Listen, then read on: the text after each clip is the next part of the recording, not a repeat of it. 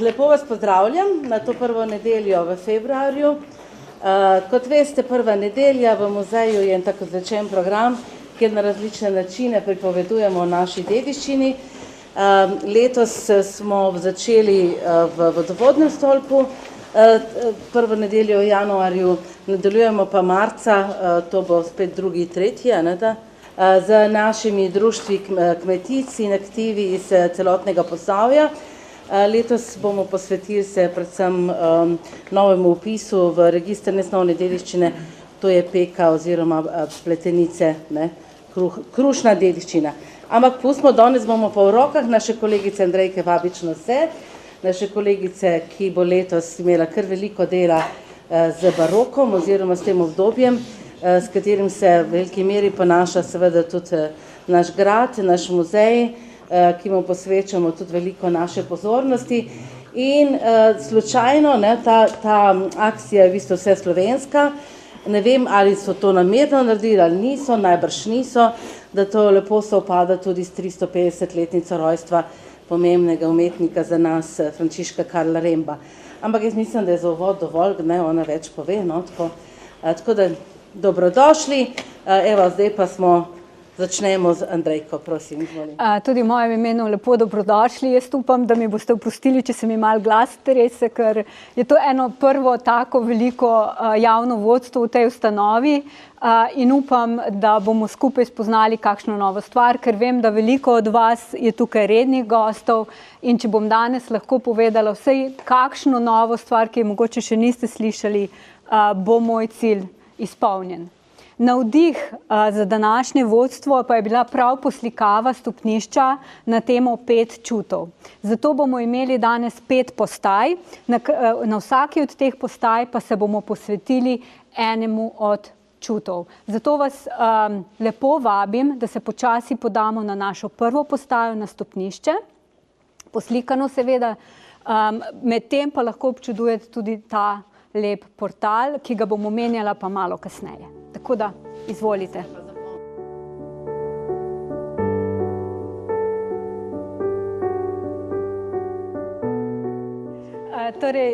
Dobrodošli na našem poslikanem stopnišču. Opazili ste, da vodi iz prvega nadstropja v drugo. Prvo nadstropje je bilo v baroku običajno prostor, kjer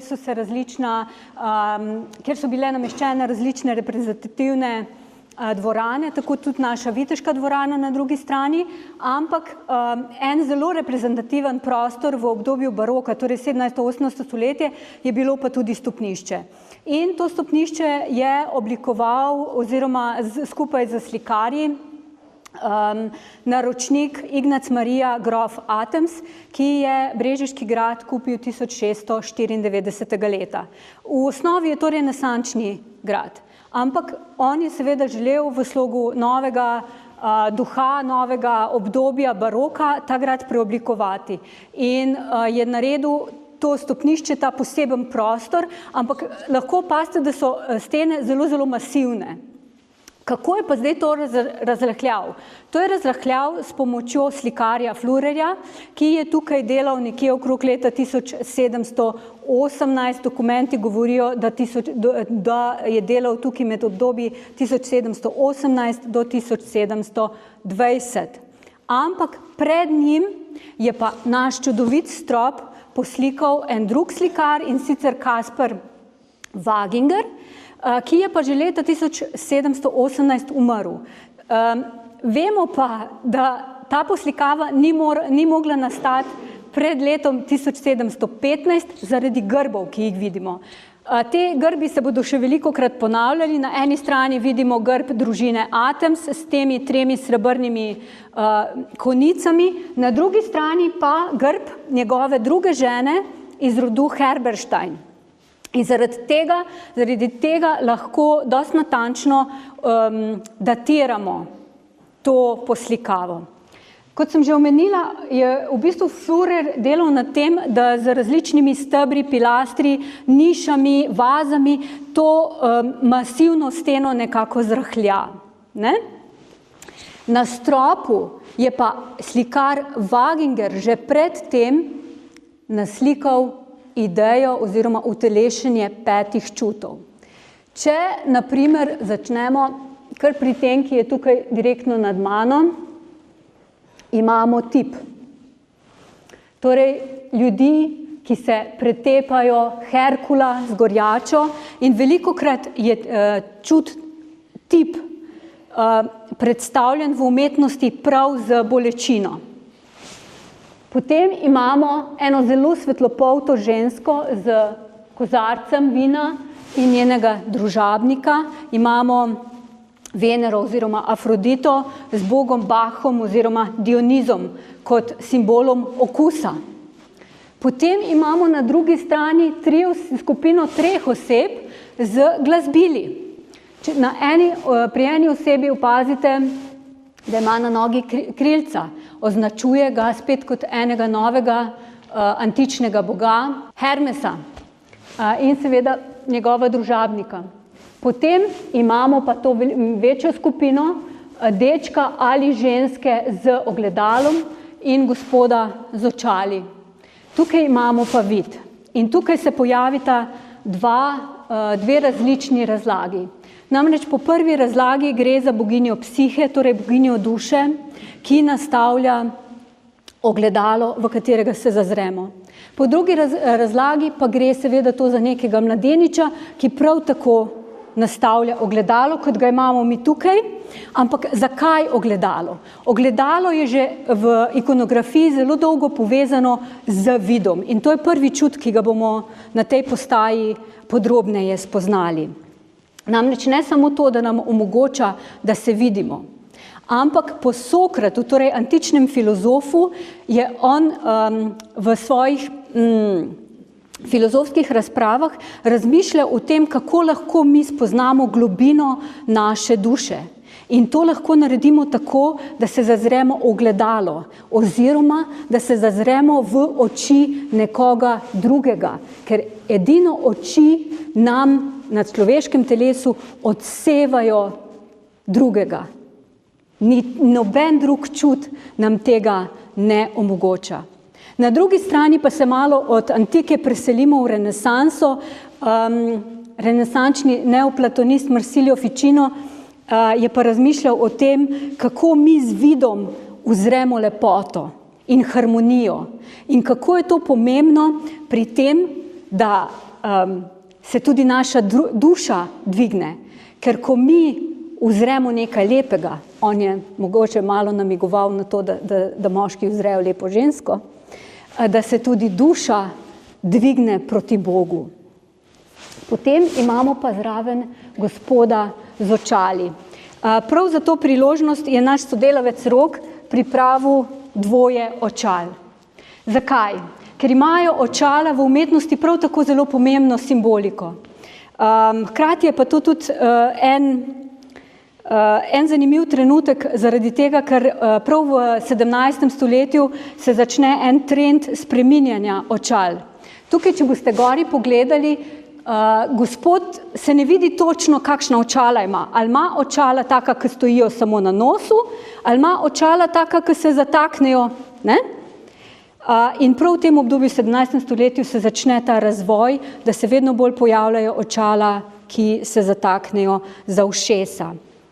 Očala so sicer v umetnosti prisotna že od srednjega veka, 12. 13. stoletje. Večinoma so povezana z svetniki, ker na ta način recimo sveti Hieronim postane učenjak. Torej se ta simbolika enostavno prenese na novi vek in človek, ki nosi očala, postane nekdo, ki stremi po novem znanju. Hkrati pa seveda odložena očala, recimo v tihožitjih, namigujejo tudi na ničevost tega iskanja znanja, ker konec koncev vse mine, tudi življenja. Ne? Hkrati pa to pomeni tudi zelo hiter napredek v znanostih. In z očali je povezan en gospod, ki se imenuje Kepler in sem prepričana, da ste zanj vsi slišali. Kepler je namreč prvi, ki je napisal utemeljitev, na kakšen način delujejo naše oči oziroma na kakšen način delujejo leče v očalih. S Keplerjem se bomo kasneje še srečali, zato ga tukaj še omenjam. In on je sestavil tudi zelo dober teleskop, s katerim je bolje opazoval zvezde in s katerim je potem tudi še dodatno prispeval k razumevanju sveta, kot ga razumemo danes. Očala so na voljo, ozrite se v svojo dušo, v lepoto in lahko poskusite, kako so ta očala delovala na nosu. Zdaj pa vas opozarjam še na zadnji čut, ki je prikazan na našem stropu, in sicer je to voh.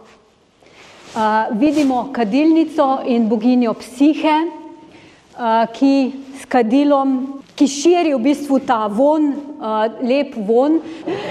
Gre za Hestijo, gre za boginjo Hestijo, torej Vesto. Poznate, da so ji kurili, vestalke so kurile večni ogenj, ki je gorel vedno v njenih svetiščih. In če bo nekdo, prosim, odprl vrata, nas bo von povabil na našo naslednjo postajo.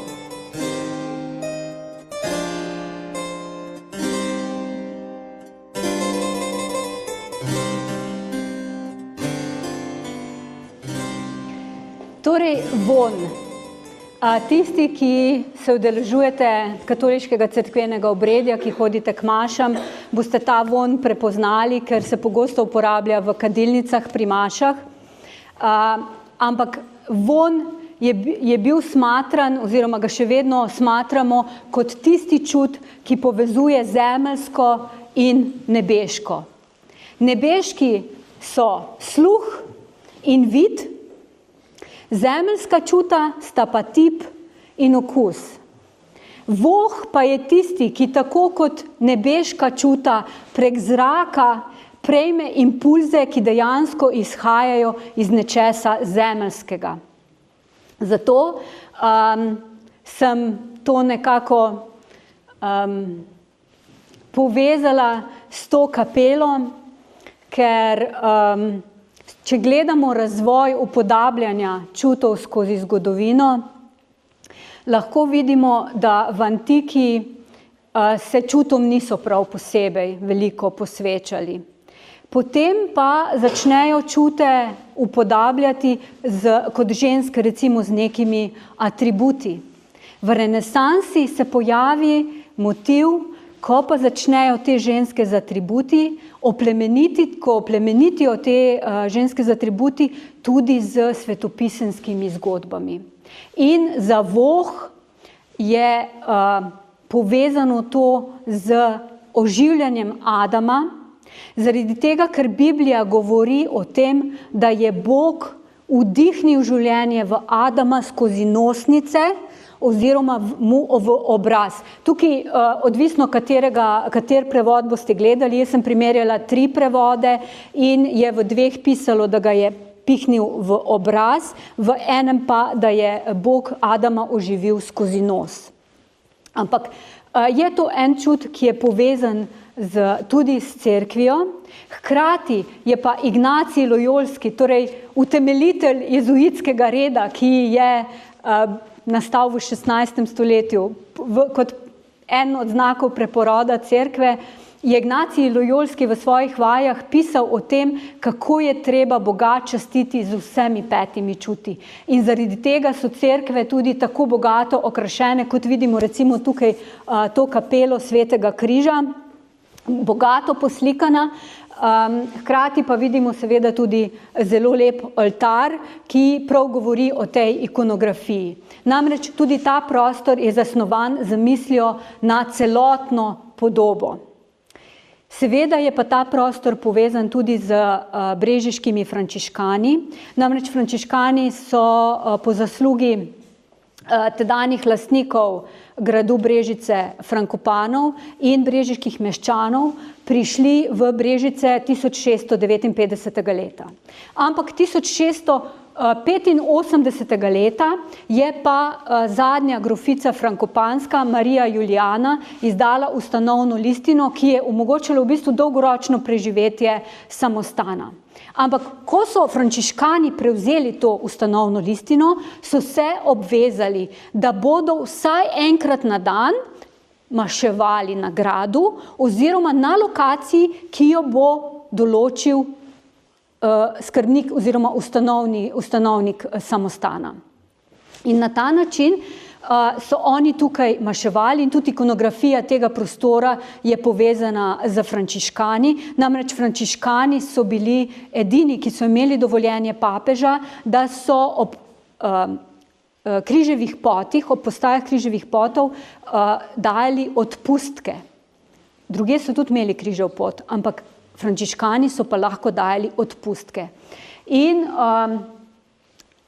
provinca, ki brežiški frančiškani pripadajo, se prav tako imenuje Svetega križa. Torej je križ izrednega pomena za frančiškane in lahko vidite v bistvu tudi to osrednjo sliko na oltarju, ki prikazuje križanje. Ampak, če se mi pomaknemo pa nad stene in gledamo ta ubočeni del, pa vidimo v kotih 4 evangeliste, vmes pa so seveda razni angeli z znameni križevega trpljenja, torej z bičem, z mečem, z kockami, z krožnikom in karafo z vodo. Zakaj? Ker je to povezano tudi z tem, kaj je delal Pilat. Torej, Pilat si je umil roke, ko ga je sodil. Potem imamo recimo tam kladivo, s katerim so mu žeblje zabivali. Imamo tukaj steber, na katerem so ga mučili. Imamo trstiko z gobo, s katerim so mu dali v usta Kristusu na križu piti. Imamo potem krono. V glavnem številna orodja so Kristusovega mučeništva.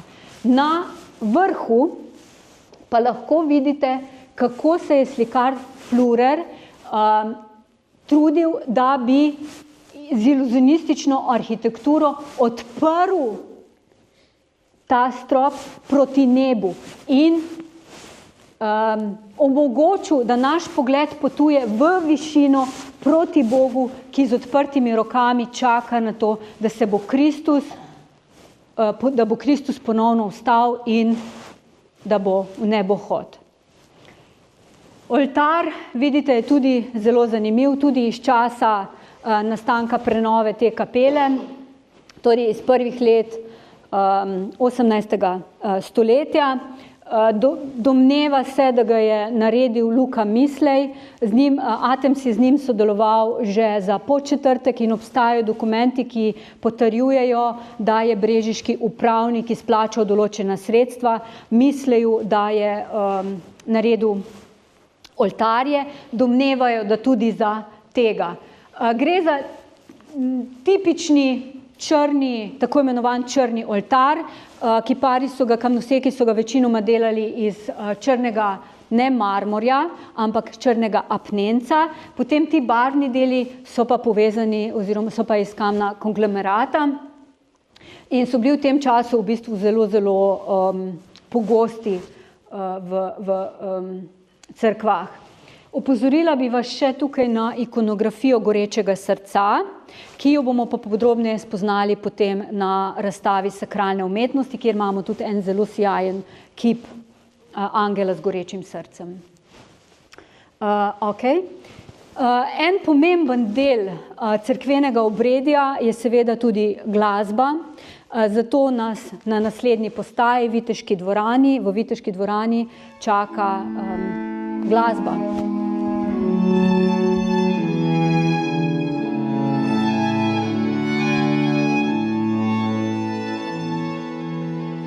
Torej, dobrodošli tudi v tej veličastni Viteški dvorani, največji tovrstni dvorani poslikani v Sloveniji in moram priznati, da vsakič, ko pridem sem, včasih si vzamem po malci par minut, pa pridem, pa zmeraj nekaj novega najdem.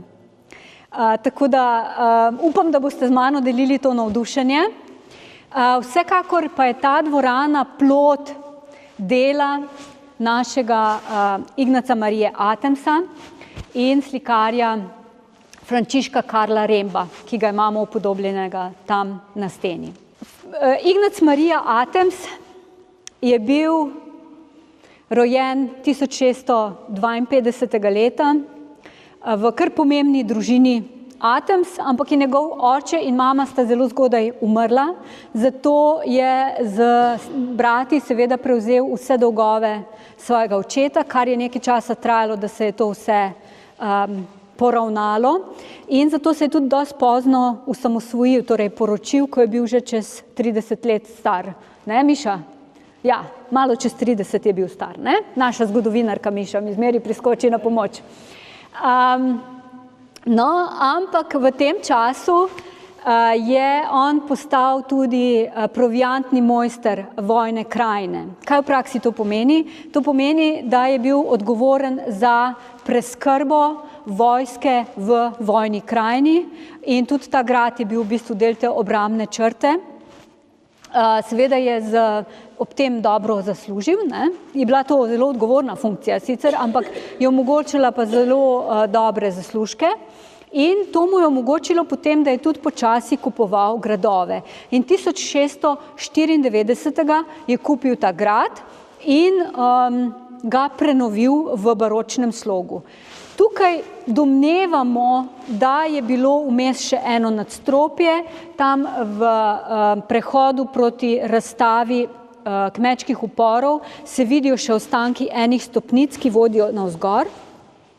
Tako da verjetno je bilo tukaj malo drugače prej, ampak med leti 1700 in 1703 je pa to dvorano poslikal Frančišek Karl Remb. Verjetno v soglasju in po navodilih našega Atemsa. Zakaj? Zaradi tega, ker je že iz tega portreta očitno, da je bil Atems zelo učen mož. Tukaj ga vidimo predstavljenega kot arhitekta. V rokah ima šestilo in na kolenih načrt neke stavbe. Ne? Po dokumentih vemo, da je naredil načrt oziroma dal točno specifična navodila, kako naj naredijo urni stolp v Podčetrtku. Domnevamo, da je verjetno dal enaka tudi navodila za postavitev urnega stolpa v Brežiškem gradu. Prav tako domnevamo, da so po njegovih navodilih postavili portal, skozi katerega smo najprej šli in za katerega sem vas prosila, da ga opazujete. In tudi tistega v Slovenski Bistrici zelo verjetno so naredili po njegovih načrtih. Kako vemo, da verjetno to ni bilo po načrtih nekega, bom rekla temu, pravega arhitekta? Zaradi tega, ker je ta portal mečkeno drugačen. Prva stvar, ne vem, če ste opazili, ampak spodaj pilastri niso čist ravni, ampak spodaj se mečkeno tako zamaknejo, ne? In s tem enostavno da arhitektura občutek nestabilnosti. Ne? Pa kaj ima še zgornji del, gre pa v obliki elipse. In tukaj pred nami tudi vidimo 6 elips. Ko sem jaz to začela mečkano razmišljati, zakaj elipsa, mi je spet prišel takoj na misel Kepler. Omenjala sem ga že na stopnišču, omenjam ga spet tukaj. Zakaj Kepler? Zaradi tega, ker je on razvil teorijo, in ki so jo potem tudi seveda dokazali, da se planeti okoli Sonca ne gibajo v krogu, ampak v elipsi z 2 goriščnicama. Ne? In Kepler je približno 6 let bival tudi v Gradcu in bil v zelo tesnih povezavah s princem Egbergom, ki je nekaj let kasneje potem gradil palačo Egberg in za katero vemo, da je vplivala na gradbene podvige tudi našega grofa Atemsa. Tako da lahko sklepamo, da mogoče je pa v bistvu to stremljenje po vedno novem znanju, po vedno novih dognanjih bil tudi njegov cilj. In mogoče v teh ovalih lahko zaznamo tudi delček tega novega baročnega preporoda znanosti. Ikonografsko tukaj gre seveda za portret Ignaca Marije Atemsa s 3 njegovimi najstarejšimi sinovi. Na drugi strani tam vidimo njegovo prvo ženo,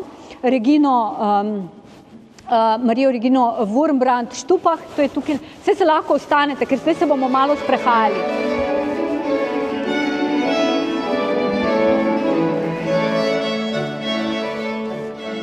S 3 najmlajšimi otroci. Med njunimi portreti je tudi neka alegorija. Verjetno gre za alegorijo bogastva, ker vidimo, kako je na mizi, kako so neka odlikovanja. Zaenkrat še nisem našla podatkov, za katera odlikovanja točno gre, razen za tega na sredini. Tukaj na sredini imamo pa eno zelo pomembno, tukaj nad mojim prstom, imamo pa eno zelo pomembno odlikovanje in to je odlikovanje reda Zlatega runa. Red Zlatega runa je bil ustanovljen nekje v 15. stoletju v Burgundiji. Ob tej priložnosti so bila za ta red narejena sijajna vezena oblačila. Priporočam, če greste kdaj na Dunaj, v Kunstkamer, absolutno se splača to pogledati, ampak kar je bistveno, število članov tega reda je bilo zelo omejeno in je to izredno visoka čast, da bi on bil član, ampak morebiti je pa bilo to samo neko stremljenje po tej časti. Zaenkrat še nisem našla dokumentov, ne vem, Miša, če ti mogoče veš, ampak nimamo dokumentarnega dokaza, s katerim bi podprli, da on dejansko bil član tega reda. Na tej strani imamo torej slike, ki so kopije, na drugi strani imamo pa originalne ovale in sicer imamo tudi tukaj malo ugank.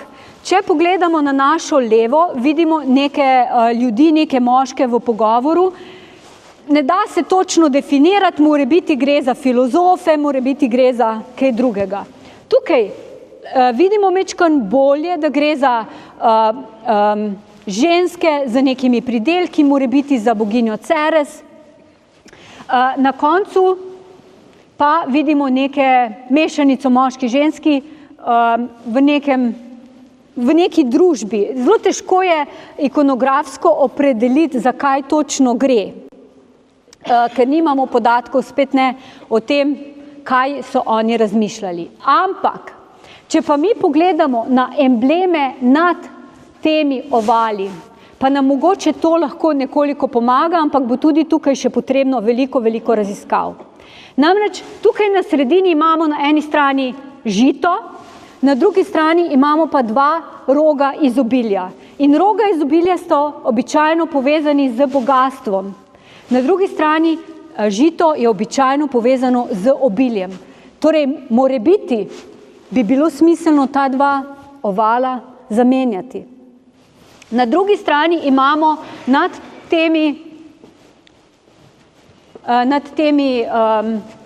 bežečimi, prestrašenimi, sedečimi čelado z orožji, zastavami in tako naprej. Mogoče je to povezano z vlogo Atemsa v vojni, ampak to so ene zanimive točke, ki jih je vsekakor še potrebno raziskati. Potem bi vam rada pokazala tole steno.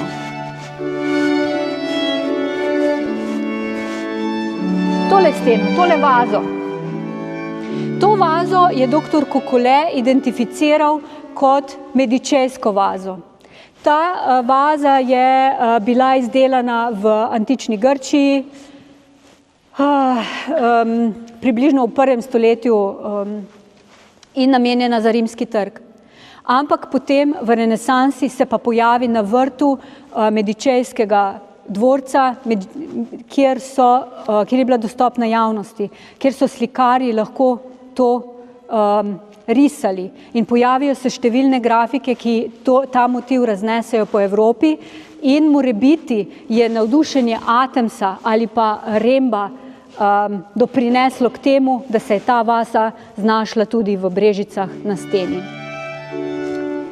Potem imamo tukaj podobo našega slikarja Frančiška Karla Remba v oblačilu, ki ne bi bilo njegovo sproščeno oblačilo, torej na nek način domača halja, ki je okrašena z krznom.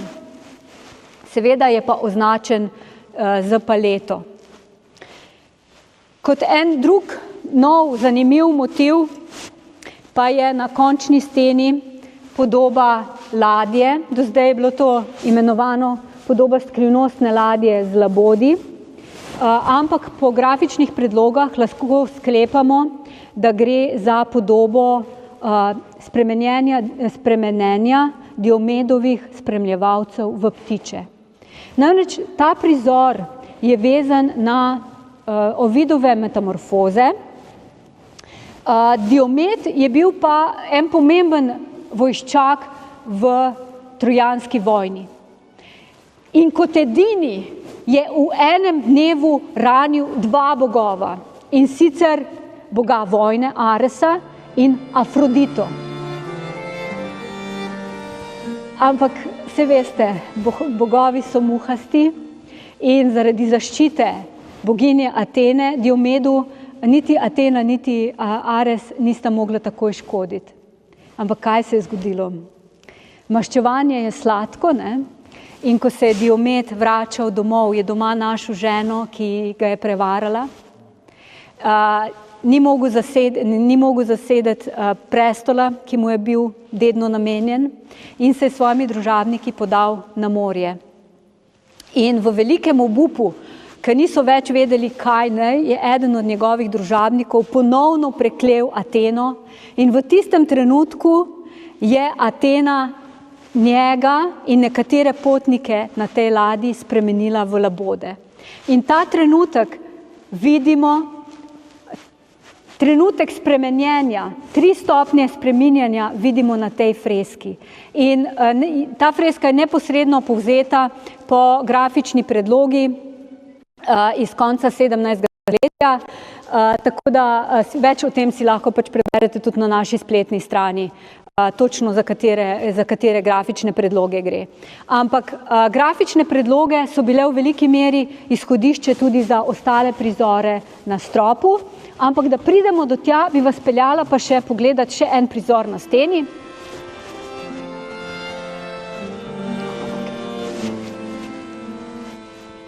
In sicer tale. Ta prizor velikokrat spregledamo, ampak verjetno bi ga lahko razlagali kot trenutek, ko Pozejdon lovi svojo bodočo ženo Amfitrito, ker ona se je po zgodbi se je ona ustrašila in se najprej ni želela s Pozejdonom poročiti, ampak vidimo tukaj tudi Amorja, ki proti njima uperja puščico in jo bo vsak trenutek sprožil, in seveda to pomeni tudi njuno poroko. In kot prvi prizor na strani, na elementu vode vidimo tudi, kako sta Amfitrita in Pozejdon poročena. In seveda to je tukaj. Namreč ta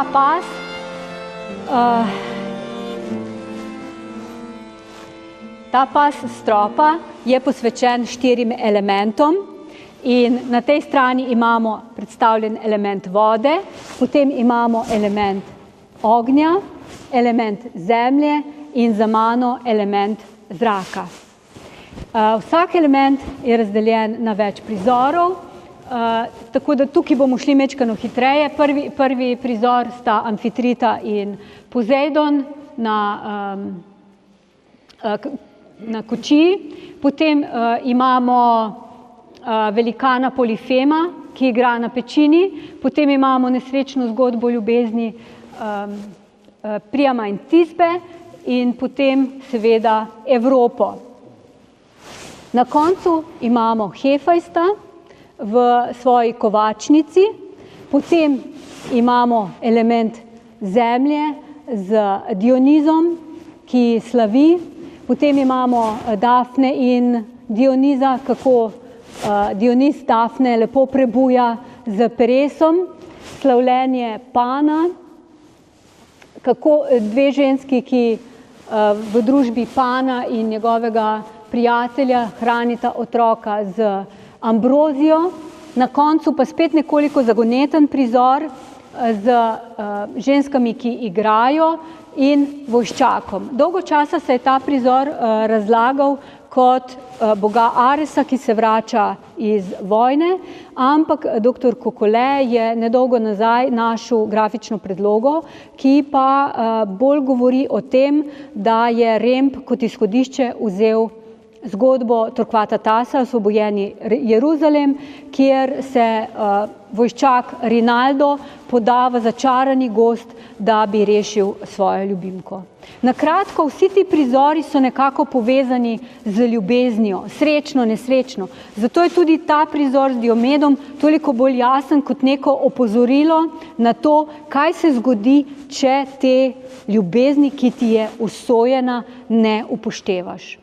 Na vrhu pa imamo številne prizore, ki so posvečeni slavljenju družine Atems z različnimi alegorijami umetnosti in znanosti.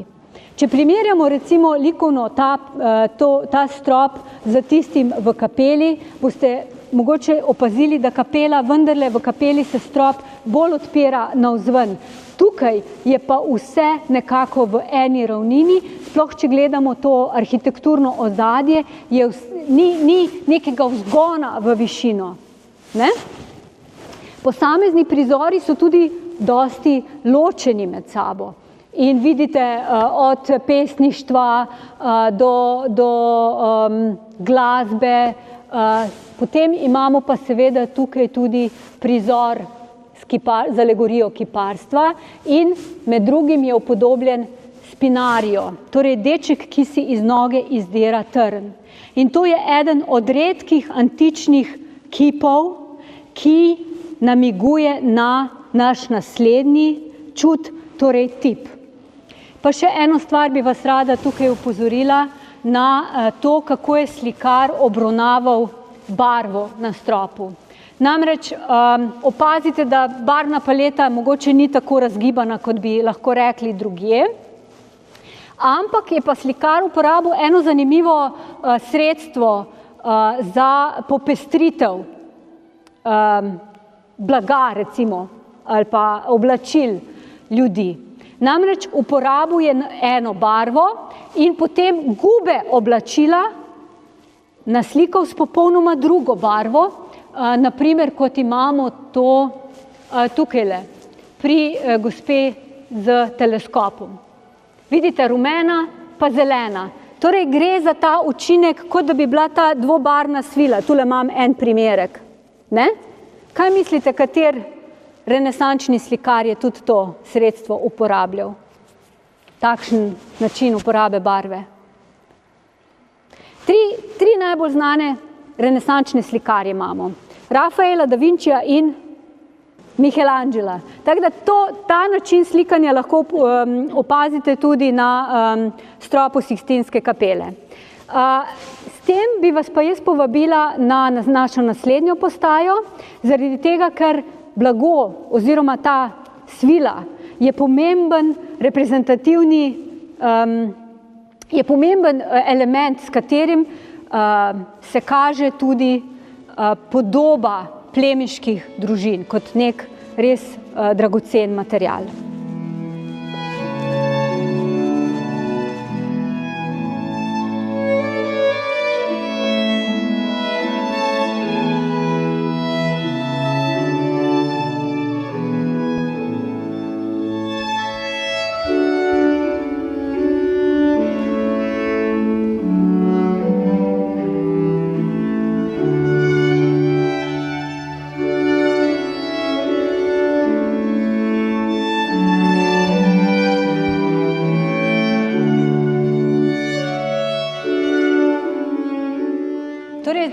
Zdaj smo se znašli na razstavi posvetne dediščine od 17. do 19. stoletja In tukaj lahko vidimo v bistvu, kako so oblačila, dragocena oblačila bila pomembna za reprezentančno podobo neke plemiške družine.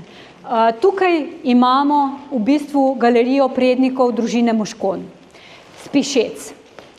Po zaslugi gospoda Bonača smo že pred drugo svetovno vojno oziroma je Muzejsko društvo za politična okraja Krško in Brežice odkupilo te portrete in jih zbralo za svojo zbirko. Seveda jih pa mi zdaj tukaj razstavljamo. Gre pa za družino, ki je dolga leta gospodarila na Pišecah in na številnih drugih dvorcih, gradovih v okolici. Pišeški gospodje se prvič v dokumentih pojavijo v 13. stoletju, ampak že stoletje kasneje izginejo in Pišece se kot posestvo ponovno vrne pod nadzor salzburške nadškofije. Ampak Moškoni se pa v Sloveniji, v slovenskih dokumentih prvič pojavijo v 16. stoletju, tako na Ptuju, kakor tudi v Ljubljani. Kaj pa je bilo tisto, kar je v bistvu definiralo njihov obstoj v Sloveniji? Dejstvo, da so veliko premoženja podedovali po Janezu Krstniku Valvazorju, ki z njimi ni bil v nobeni krvnem sorodstvu, kljub temu jih je pa vzgajal. Najstarejši sin Moškon je bil tisti, ki ga je Janez Krstnik Valvazor vzgajal in tudi zaradi tega ni podedoval večjega dela premoženja. Večji del so podedovali njegovi mlajši bratje. Ampak zakaj omenjam Inocenca? Zaradi tega, ker je s pomočjo Janeza Krstnika Valvazorja, ki je bil tudi proviantni mojster vojne krajine, v bistvu obogatel kot trgovec v zaledju vojne krajine. In seveda pod mentorstvom Janeza Krstnika pridobil številne izkušnje in med drugim kupil tudi grad Pišece.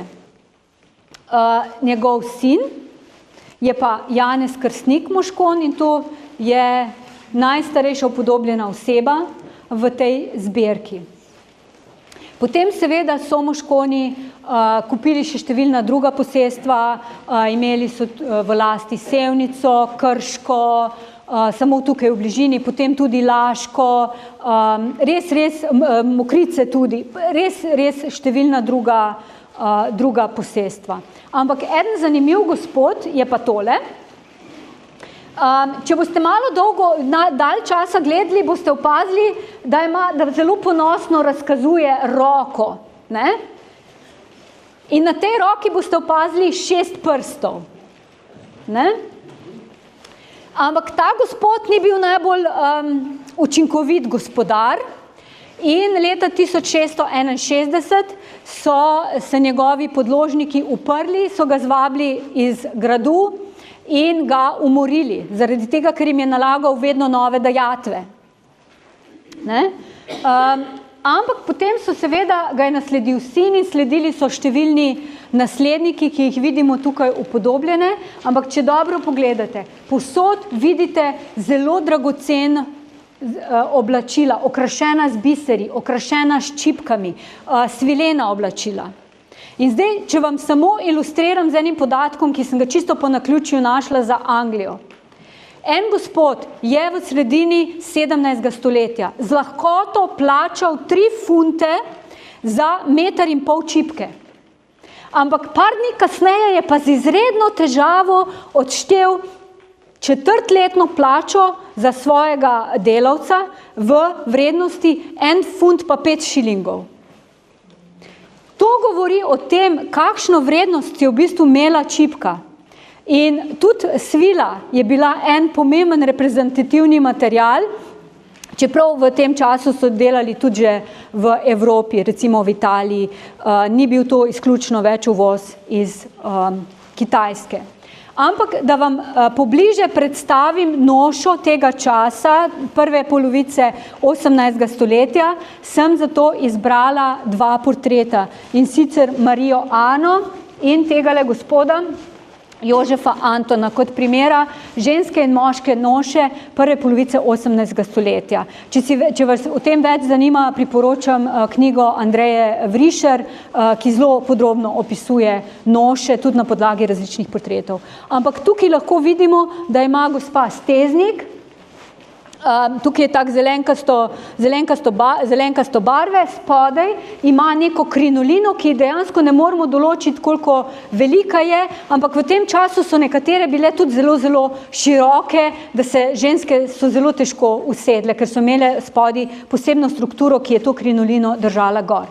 Medtem ko moški ima na tej sliki domačo haljo. On je udoben, on je sproščen, upodobljen v nekem prijetnem opravilu doma, spodaj ima pa telovnik.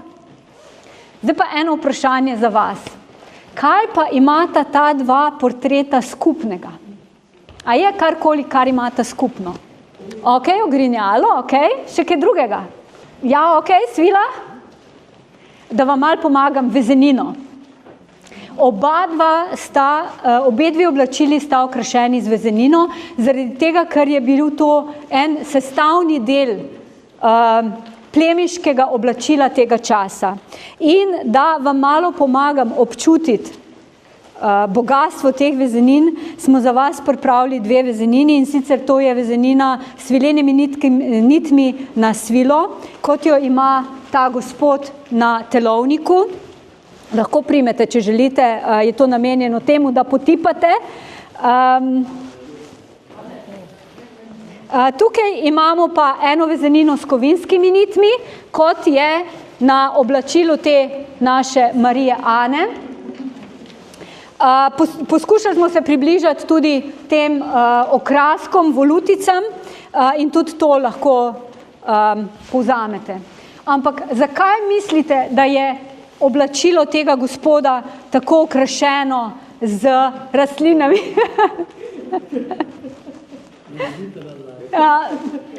Bi prosila, bi še kdaj uporabili.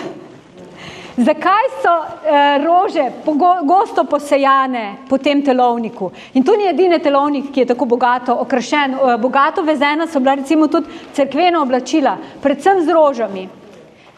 Pojavi se rože tudi na tkaninah, torej na tkanih, ne samo vezenih oblačilih. Zakaj? Ker je to spet povezano z razvojem znanosti. Namreč botanika se tukaj začne tudi zelo intenzivno razvijati. In kaj sproži razvoj botanike? To, da so začeli v Evropo uvažati številne nove vrste z Amerike, z Azije, začeli so se pojavljati botanični vrtovi, začeli so natančno risati rastline in širiti te risbe tudi z pomočjo tiska, ki je bil seveda v 17. stoletju zelo, zelo pogost. Ne? In vse to je pripomoglo, da so tudi podobitve na tkaninah, na vezeninah rastline izredno realistične. In tudi ta vezenina nageljna, ki jo gledate, je povzeta po eni knjigi vzorcev iz 18. stoletja, medtem ko vezenina z zlatimi nitkami je povzeta neposredno po oblačilu te gospe. Tukaj, če se še kakšna vprašanja pojavijo, z veseljem odgovorim.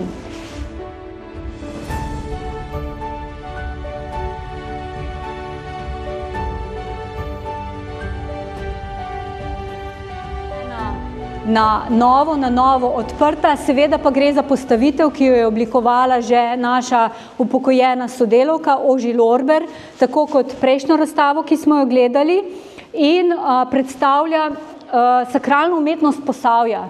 V bistvu iz tega lahko vidimo, kakšne so bile novogradnje, kateri umetniki so sodelovali pri izvedbi oltarnih naročil, ampak več o tem bom povedala malo kasneje, sedaj bi pa direktorico prosila, da nam majčkeno več pove o sami prenovi. Ja, ampak moram malo sapo zajesti. Ja.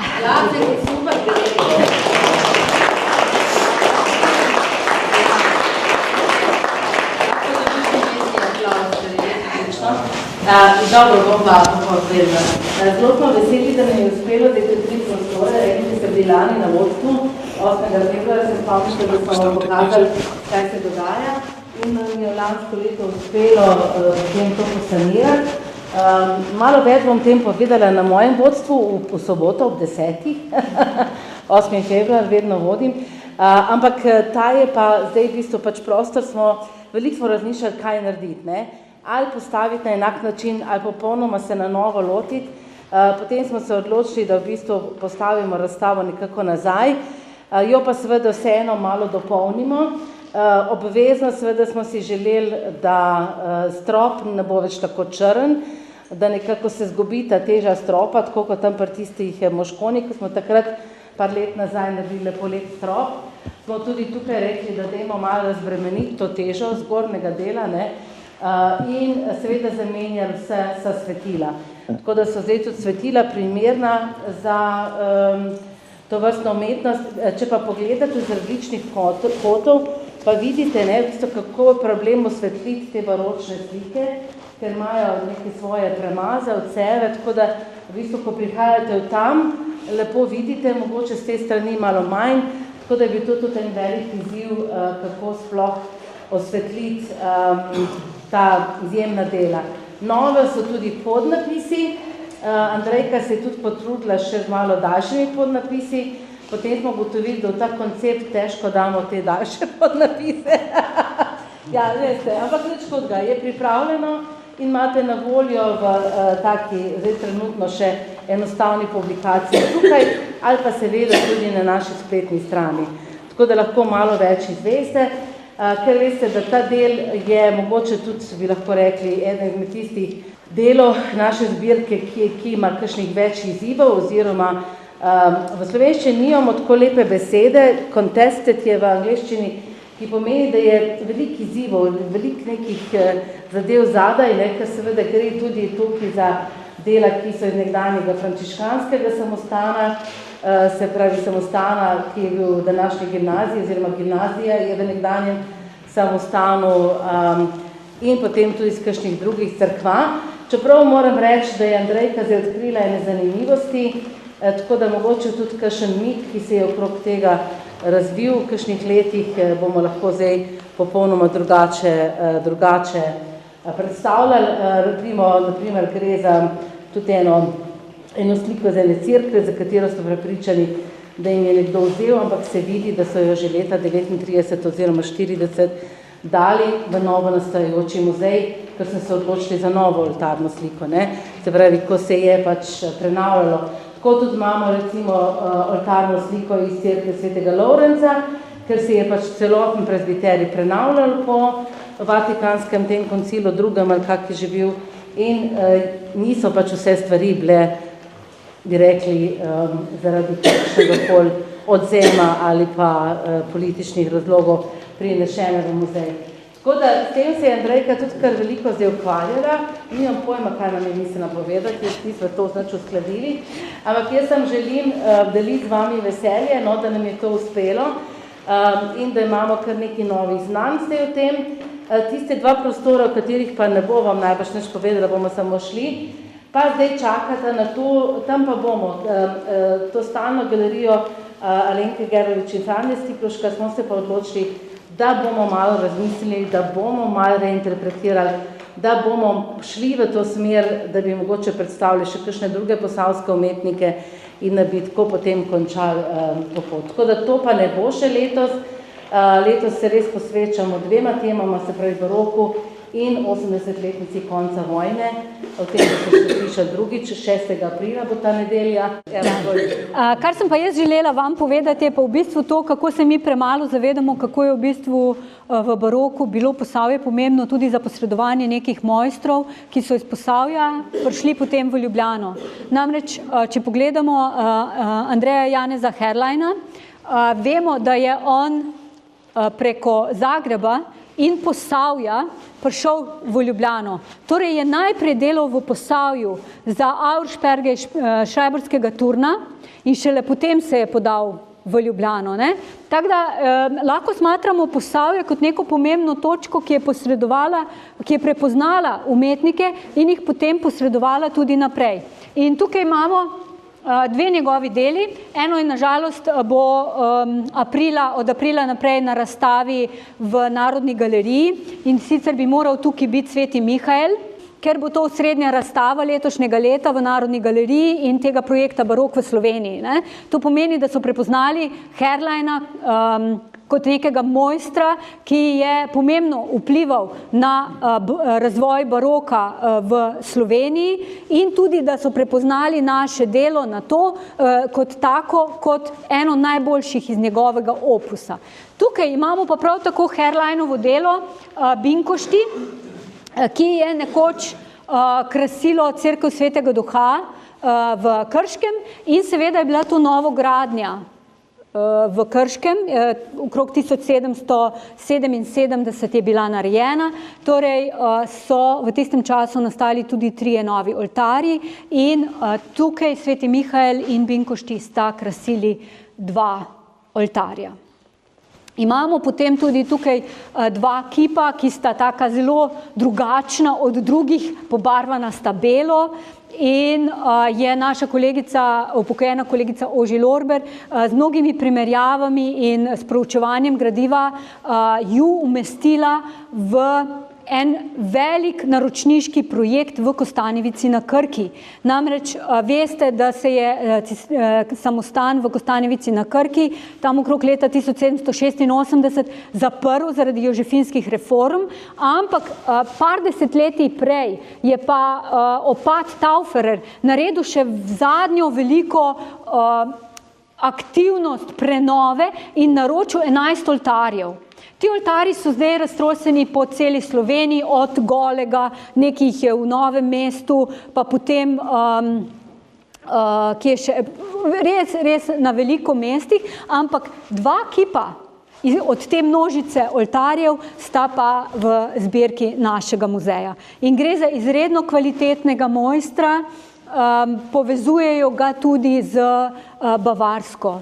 Tako da tukaj je potrebno sicer še veliko raziskav, da se bo točno vedelo tudi ime tega mojstra, ampak že te mednarodne povezave govorijo v prid, da gre za en zelo pomemben projekt. Potem imamo tam 2 zlata kipa iz Orešja, ki sta nekoč krasila grajsko kapelo. Tukaj vemo, da gre za svetnico Sveto Hedviko, zaradi njenih atributov Marije in cerkve. Ustanovila je namreč en pomemben samostan v Trzebnici na nekdanjem Šlezijskem, sedanji Poljski. Druga svetnica je pa neznana redovnica, nažalost še ni mogoče točno dolečiti, za katero svetnico gre, ker enostavno ne vidimo drugega atributa. Sedaj pa pridemo na en del razstave, ki predstavlja večino naše razstave in to so dela povezana z slikarjem Valentinom Metzingerjem in s frančiškani. Tudi Valentin Metzinger je bil slikar, ki je najprej delal za Brežice, pa brežiški samostan in šele potem je opazen v Ljubljani. Ampak pri njemu se pojavi ta problem, da vemo, da je živel v Ljubljani, delal pa za Brežice. Ne? In ni točno znano, kdaj in zaradi česa je prišel na slovensko ozemlje. Vemo pa, da izhaja iz enega malega mesteca v nekdanji Loreni, sedanji Franciji in da spada med najkvalitetnejše slikarje slovenskega baroka. Tukaj pred nami so njegova zgodnejša dela, ki jih zaznamuje tak mečkano bolj rjavkast kolorit. Imamo različne svetnike. Meni je tale slika svetnika čudeži svetega Antona Padovanskega je meni, moram priznati, mečkano ljubša kot vse ostale, zaradi tega, ker zelo dobro prikazuje različne čudeže, ki jih je Anton Padovanski izvedel, od tega, da je izganjal demone, vidimo tukaj na levi strani, do tega, da je zdravil otroke, do tega, da je naredil čudež mladeniču, ki je svojo mamo brcnil in se pokesal in si odrezal nogo in svetnik mu je to rano zacelil. Zadnja oseba v ozadju pa verjetno predstavlja vse tiste, ki jih je Anton Padovanski spreobrnil v katoliško vero. S frančiškani je povezana pa tudi zelo zanimiva ikonografija gorečega srca, ki sem vam jo omenila že v kapeli, če se spomnite na spodnjem delu menze oltarne je bila podoba gorečega srca in sedaj imamo tudi tukaj kip gorečega srca. Ta ikonografija je v veliki meri popularizirana oziroma vezana prav na frančiškane. Ker frančiškani, temelj frančiškanske dogme oziroma teologije predstavlja verovanje, da je bil svet ustvarjen zaradi tega, ker je Bog najprej imel v mislih to, da se bo Jezus utelesil. Najprej. In zaradi tega, da se bo Jezus utelesil, je Bog ustvaril svet. In s tem, ko je Jezus se utelesil, je v bistvu bilo to ultimativno zadnje dejanje njegove ljubezni do človeštva. In karitas, dobrotljivost, je povezana s simbolom gorečega srca. In to v bistvu ponazarja stik z Jezusom, z osebnim spoznanjem vere in je kot tako močno povezano z frančiškansko prisotnostjo v Brežicah. Drugi motiv, ki je pa prav tako povezan z frančiškani in njihovo pobožnostjo, je pa motiv brezmadežne oziroma imakulate. Tukaj imamo dve tovrstni podobi, ena je tam spod čopiča Valentina Metzingerja in druga je na tej strani, ki pa je nažalost neznanega avtorja. Obe dve izhajata iz apokaliptičnega opisa ženske, ki se bo pojavila, ki je obsijana s soncem, ki jo obdajajo zvezde in ki stoji na hudiču. In ta hudič na kači v bistvu. In ta kača je seveda hudič in ta kača ima v ustih jabolko izvirnega greha. In s tem jabolkom zaključujem današnje vodstvo in vas vabim, da z mano delite suhe krhlje jabolk, da dobimo v bistvu vsej en prizvok mogoče raja, da okusimo en poseben občutek. Ne? Je še kaj druga tudi na voljo, ne sam jabolka, no, tako da boste lahko tudi kaj drugega okusili. Hvala vam.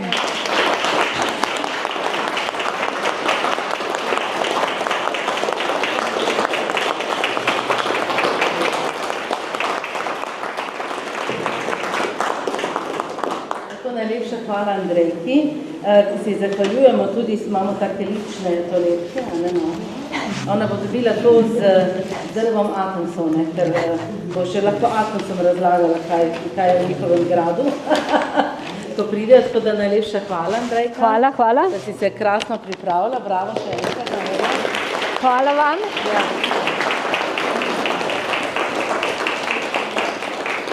Kot rečeno, letos posvečeno leto tudi baroku in že zdaj vas vabim, imeli bomo eno posebno ekskurzijo 16. do 18. oktobra po krajih, kjer je Remb delal, se pravi gremo iz Slovenije v Avstrijo in nazaj v Slovenijo.